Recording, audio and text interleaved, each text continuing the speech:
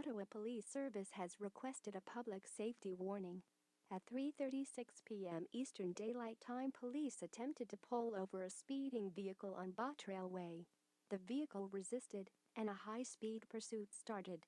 A plate scan shows that this man is a murderer with a Canada-wide arrest warrant. He abandoned his vehicle and opened fire.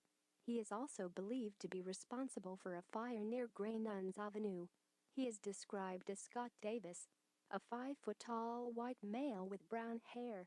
Last seen wearing a white t-shirt and blue jeans. Do not leave your home unless absolutely necessary. Lock all windows and doors. If you see this man, do not approach him as he is armed and dangerous. Please stay tuned for more information as it becomes available. This is the Alert Ready system.